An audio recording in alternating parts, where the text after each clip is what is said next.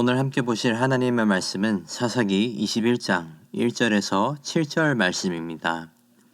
이스라엘 사람들이 미스바에서 맹세하여 이르기를 우리 중에 누구든지 딸을 베냐민 사람에게 아내로 주지 아니하리라 하였더라.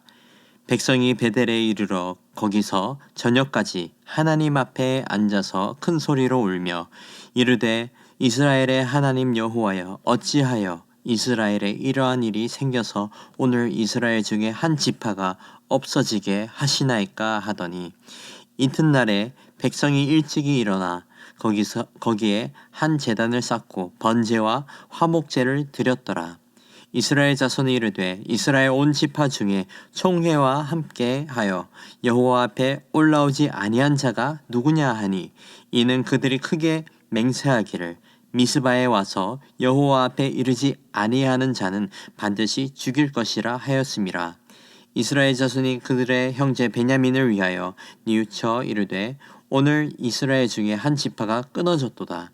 그 남은 자들에게 우리가 어떻게 하면 아내를 얻게 하리요? 우리가 전에 여호와로 맹세하여 우리의 딸을 그들의 아내로 주지 아니하리라 하였도다. 베냐민 족속과의 전쟁이 끝났습니다. 그리고 그 결말은 처참했습니다. 수많은 베냐민 사람들 중에서 겨우 600명이라는 사람들밖에 남지 않은 상황이었습니다. 이제 베냐민은 이 600명의 남성들로 가문들을 다시 일으켜야 하는 상황이 되었어요. 하지만 가문을 다시 세워야 하는 과정에 필요한 짝을 구하는 데에는 문제가 있었습니다.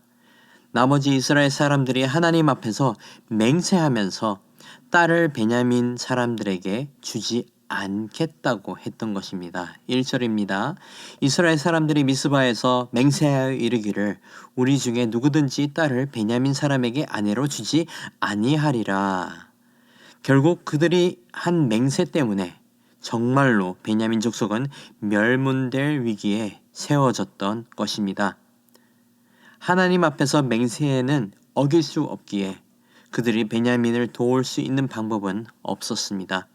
그리고 이틀 후 이스라엘 자손이 온 지파 사람들 중에서 총회와 함께 여호와 앞에 올라오지 않은 사람이 누구였는지 확인을 해봅니다. 5절입니다.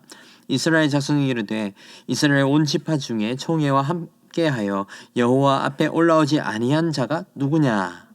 그렇게 질문하고 참석하지 않은 사람들을 향해 이렇게 말합니다. 그들이 크게 맹세하기를 미스바에 와서 여호와 앞에 이르지 아니하는 자는 반드시 죽일 것이라 하였습니다. 오늘 본문 내용을 보면서 이스라엘 자손들의 어리석음을 볼 수 있습니다. 베냐민 자손의 죄로 전쟁이 시작된 건 맞지만 그들을 학살하고 필요 이상으로 죽인 것은 이스라엘 자손들이었기 때문입니다. 분명 세 번째 전쟁을 통해 이스라엘은 승리했습니다. 그리고 베냐민은 그 전투로 25,100명이 몰살당했습니다. 더 이상 하나님의 공의를 위한 전쟁이 아니라 자신들의 복수를 위한 학살을 시작한 것입니다. 하지만 생각해보면 전쟁도 학살도 모두가 이스라엘의 소견대로 결정한 것들이었습니다. 자기 자신들이 바라보기에 좋은 것들로 결정했고 그 결정을 하나님께 허락해달라고 애원한 것이나 마찬가지였습니다. 그래서 이들이 본문 2절에서 하나님 앞에 통곡한 것은 다르게 해석할 수 있습니다. 어쩌면 잘못은 자기들이 다 저질러 놓고 하나님이 자기들의 기도에 응답한 결과로 이스라엘 지파 중 하나가 없어졌다며 모든 화살을 하나님께 돌리고 있는 모습이라고 할 수 있습니다. 그렇게 하나님 앞에 이런 식으로 책임을 전가하면서도 이스라엘은 이 문제를 자기들이 보기에 좋은 소견대로 해결하려는 것을 보게 됩니다. 그들은 베델로 올라가서 제사를 드리게 되는데 번제와 화목제를 드리는 모습이 보입니다. 분명 번제와 화목제는 하나님과의 관계를 회복하기 위한 그러한 제사인데 그들은 자신들의 죄를 깨닫지 못하고 단순히 종교의식처럼 제사를 드리고 있었던 것입니다. 어쩌면 겉으로는 회개하기 위함도 있을 수 있습니다. 하지만 실제로는 대답이 없으신 하나님께 응답을 촉구하기 위한 목적이었을 것입니다. 사랑하는 성도 여러분, 베냐민이 처한 문제는 이스라엘의 경솔함 때문이었습니다. 생각해 본다면 하나님께서 이방 사람들과 결혼을 금하셨지만 동족 간의 결혼을 금하신 적은 없으십니다.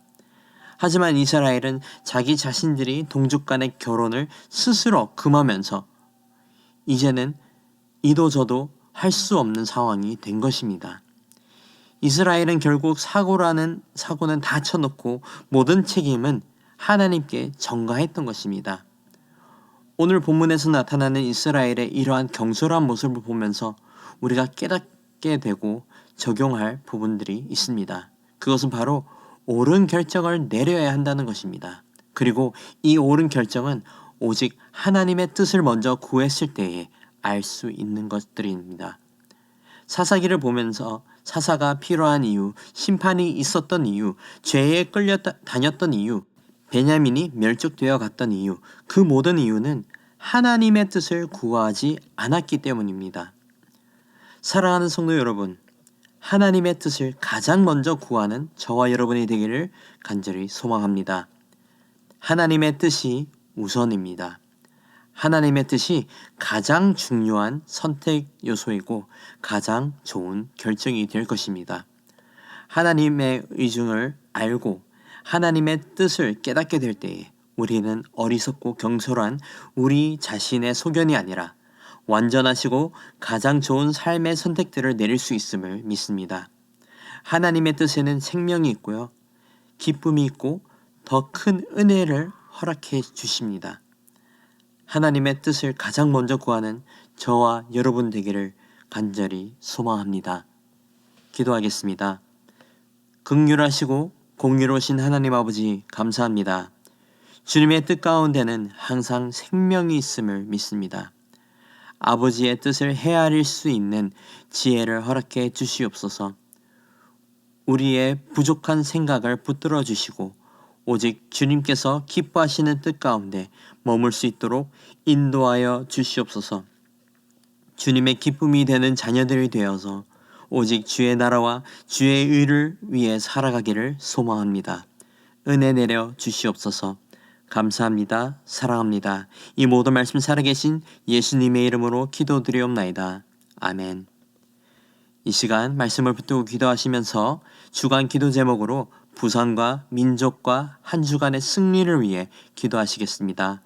우리 부산과 한국과 한국교회의 부흥과 교계 모든 지도자들을 위해 기도해 주시고 우리 성도님들이 한 주간 늘 주님 은혜 가운데 승리할 수 있도록 기도하시겠습니다.